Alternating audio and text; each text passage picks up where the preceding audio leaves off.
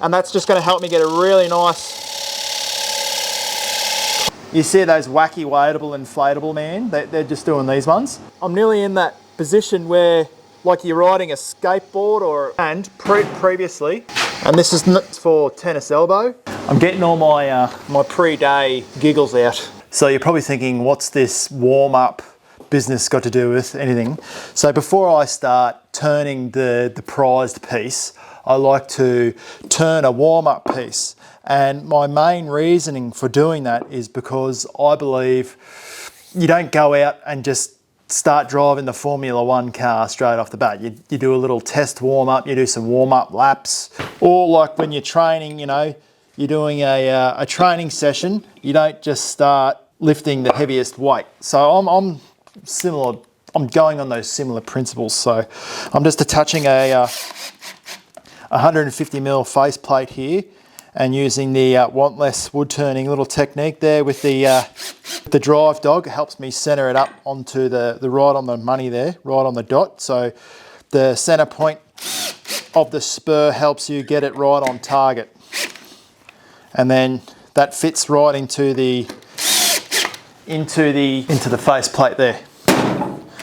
And then we're going to feed that on there. So this will be similar like, have you ever seen those Scandinavian bowls where they're like a silo? I was talking to Little Warrior Shields, Damien, the other day, and I like turning those because they're like a throwdown bowl, similar to this one here. So it's a simple little throwdown bowl. You can throw your wallet, your keys into them, and they're just simple little good turning warm-up exercises that I like doing before I start my day. So first thing I'm going to do here is just true up the face, and I'm going to do that with so I'm going to go with the woodcut bowl gouge. It's 19mm, and these are really cool because they're a solid shaft bowl gouge and replaceable tips. So when they wear out a little bit, you can then go and replace the tip instead of replacing the whole tool. So I'm just going to true up this face by pushing in with my thumb. The tool's onto my belt there. It's down low, my left hand. And then I swap hands. And then just cleaning up the face of the bowl. And now a good little trick here is when you know when you're stopping and starting all the time, and you get a little bit jack of it. So what you want to do is find where the outermost part of the bowl will be. So the part where it's sort of, you're on the bandsaw and your cuts weren't as clean, so you've made a bit of a flat edge, and that's in more than the rest of the bowl. So I find that point where it juts in and make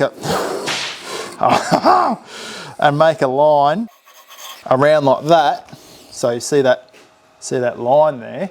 It's just here, that line there. And then I turn to that line. Instead of stopping and starting all the time, you can just quickly remove that meat off the bowl, and it makes your life a bit easier. Just going to push along the tool rest. So I start by hooking in there first.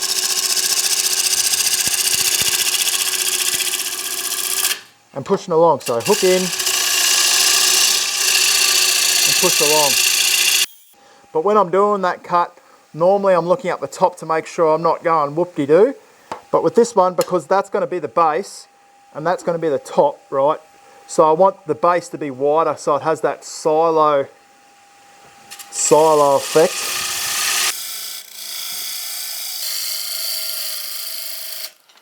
Come around the other side and just lightly clean up the front. Cool. Now I'm going to come around the back. One more cut. So they're just a 45-degree beveled woodcut bowl gouge, a 16mm. Really overemphasise that base, probably a little bit too much. And I like these warm-up bowls because it just gets everything flowing for your day, gets everything flowing in your wood turning, and and gets you feeling good, you know. That's for me anyway, that's what it does. But now we're just going to mark up the base, and I'm going to go with a fairly wide base, say, what's that, about 10 mil there. Base there, and then I'll clean up the inside. I'm just going to go with a spigot. Actually, I'm going to go with a mortise on this one. And reason being for that is because I'm not going to muck around and having to worry about that later on. So now that's cut there like that, what you want to do is come back the other way, and that makes it really clean. And I learnt this off Mike Mahoney. And then you come in here, arm out straight, and then cut along that line there. Drop my shoulder so the camera can see.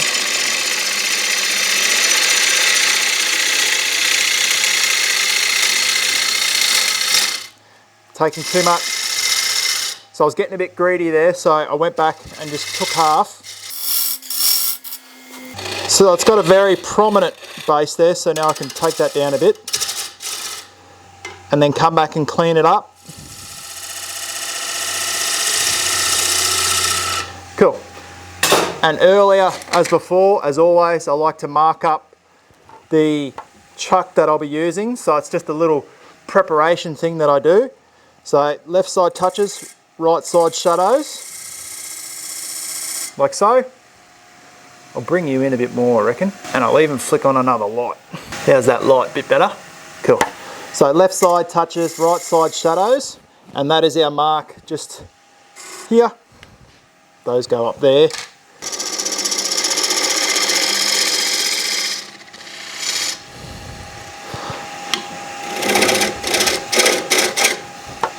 Make a little spot for myself. So I come in and then push along, so then the bevel is riding. So I come, so I'm on this side of center, and then I tilt the tool, probably touch too high. I come down, I drop my handle, and then I cut along. I'll try and drop my shoulder there a bit more. I'm going to overemphasize this mortise here so you can see. But that gouge is facing like that, right, as I'm cutting. And I'm cutting with this portion up here, up the top here. So not the bottom side, the top side. See the way it just cuts?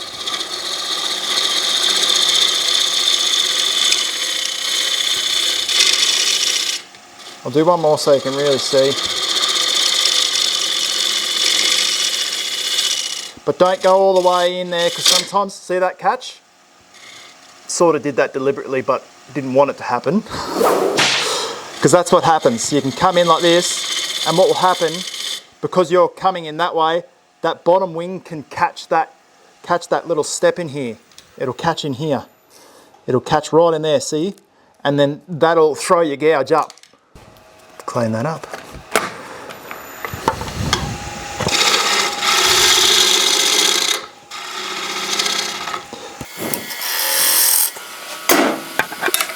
Now I grab my skew, 15 degrees either side on the, I've got the Robert Sorby there, we've had that since we started. And now I just drive that point in. That creates my mortise. And there's two ways of checking your mortise. This is a cool way, this is called a DNS by Vic Mark. And on the side here, I don't know which camera is going to be better, but on the side here, it's got this little gauge here, and that reflects that this is for the mortise in the bottom. And then you simply get that little pointer there, and you line it up with the outside of your bowl. But that there is telling me that just for the angle and the depth, right? But that is 4 mil. That is 4 mil deep. But my mortise at the moment is 5 mil deep. That's one way of checking. The other way of checking is to get your chuck that you're going to be using. That's a bit rough as guts, but just to get you moving here, to get your chuck that you will be using for your mortise to make sure it'll fit, and close it down. Bring it over to the piece that you're turning, hold it up against it, and then open it up. Open it up like so, hold it from the back, and then make sure it fits in there, right? So that's another way of checking to make sure your mortise is going to work. And you got your angle right and all that jazz. Where I got onto that DNS is from Glenn Lucas. He uses it and it's really handy. It's got all the other little sharpening angles in there as well, and how to check your gouge, your fluted gouges and things like that. It's really, really handy, and that lives there. So now we got that all cleaned up. I'm just going to clean that base up because it's a bit rubbish. I'm going to do a cut back this way. Brother's pencil, put that away. I'm just going to do a really light little cut back this way. Hopefully that camera, I might lift this camera up. Cool. So come back again, and I'm just going to do a little cut.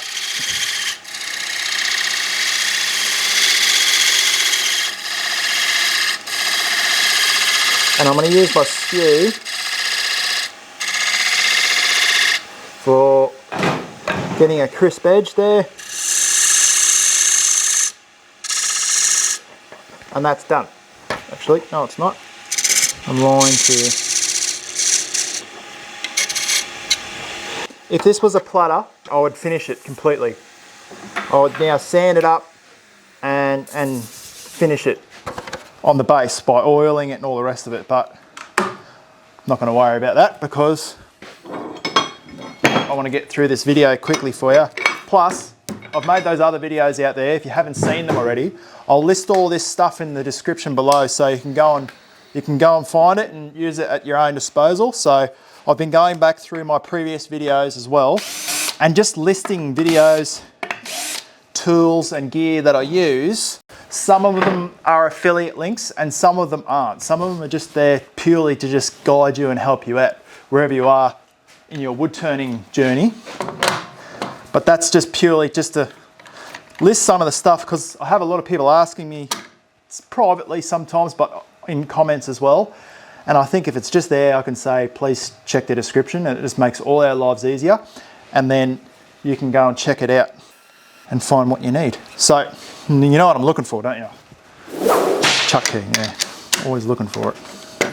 Hold it on the front, palm pushing in, and just tighten it up. But just, I'm a little bit deaf from the army, so I tend to tilt my head down, and if you ever see me doing it in the videos, you're probably thinking, what are you doing, mate? You're a young whippersnapper, but I'm a little bit, my hearing's gone a bit, so I just keep a close ear out for that to make sure I don't tension it too hard and it cracks, because we don't need that.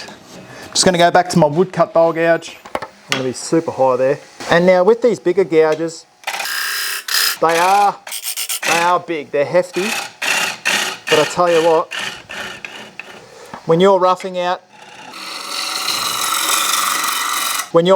all day, that solid shaft goes down to about there in the handle, and that goes all the way up to the tip, and that cuts down a lot of vibration. And previously, and this is no word of a lie, this is for tennis elbow. I don't know if anyone's seen one of them.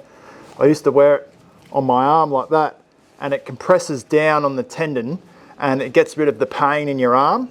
So previously I used to have to wear that, and now I don't. And for me, that's saying something. So yes. All right, we've got a crack going on here, but I wanted that to be on this side because this will be the inside. So I'm just going to hand faces away from me, and you just scoop into the bowl. The reason why I start with my arm out there is to get that flute, to aim that bevel angle straight into where I want it to go. That's why I'm doing that.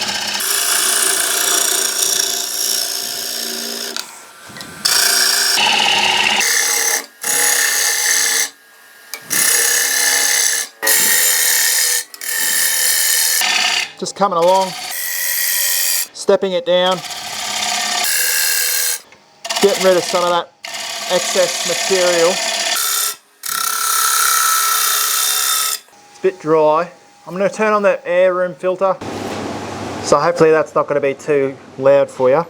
Come back in and just keep working your way down. So now I'm just going to come in there,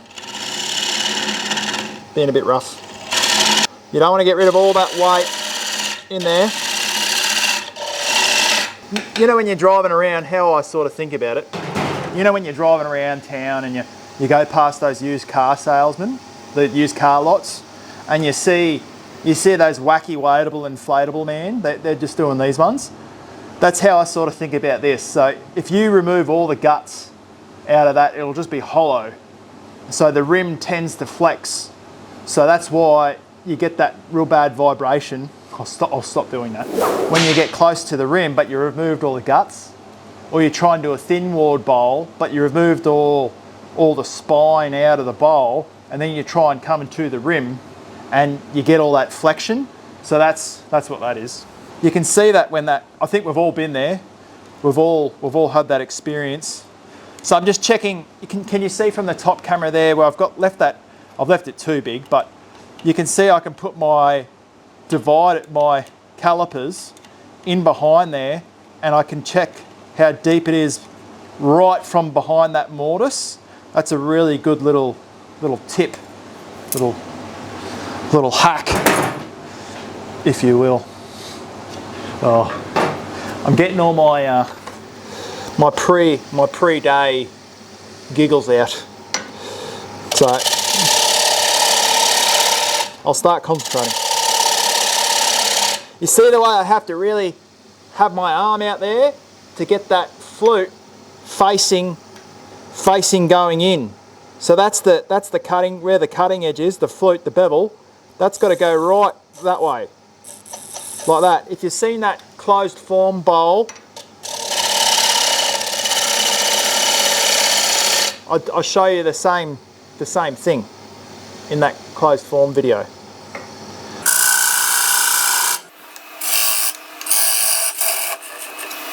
And you see the camera from up top, look where I'm not going to move, but look where my feet are. Right foot, left foot in front of right foot back, and I'm nearly in that position where, like you're riding a skateboard, or we're going to go there. You're riding a skateboard or something like that, and you have your feet positioned well balanced, or you're about to get in the ring, so you're ready to go. Your right foot's back if you're right hand dominant, that type of fighting stance. That's how I turn as well, and I pivot my weight through my feet like you're having a dance. The warm-up bowl. I think we should do more of these videos. Let me know what you think in the comments. And that's just going to help me get a really nice, clean little cut. Because the shorter the bevel, the more acute the angle. It gives a really fine, crisp little cut there. Let's see how we're looking. Get these out. And I don't like making these super thin, because they need to be a little bit more robust than normal. So I don't mind if they're a little bit thicker. Back to the 19 mil. Get rid of more of that weight there. I kind of don't mind that rim, but I am going to clean that up before I remove the rest of that weight out. To do that, I'm just going to pick up my little 1/2 inch here. See those fine? Can that camera see really well? Cool. So I've got my finger behind the gouge, because if you don't and you come into the timber, I'll just put my fingers back. And see, like, it can skate back. But if I put my finger there, I can open that flute up all the way around, which I don't recommend, but you can roll it right around. So that finger acts like a buttress, like a stop, and it won't allow it to shoot back. So it won't come back and skate across the timber, and then next minute you've got to go back and clean it all up. And then because you removed all the guts out, you're getting vibration and it just snowballs down. I know. I've been there a lot of times. So now I'm going to come back this way now, because I want the join to be like that. I nearly want it to be a square bottom. It just looks like, I've seen a lot of people from Europe on Instagram and stuff. If you guys don't follow me on Instagram, I'll put my little username down below on the screen.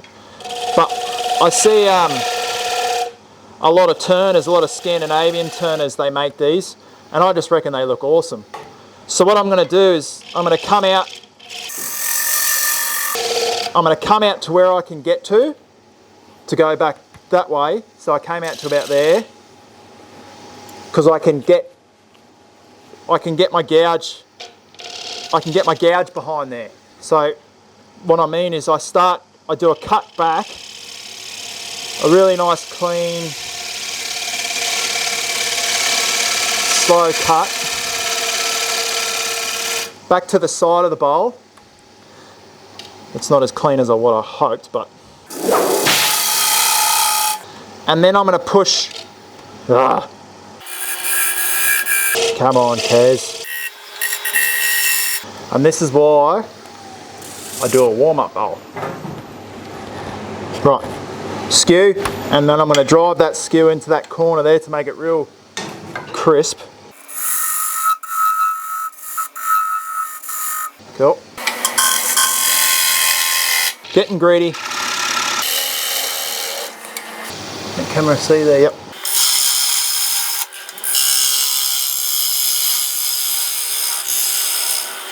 Cool.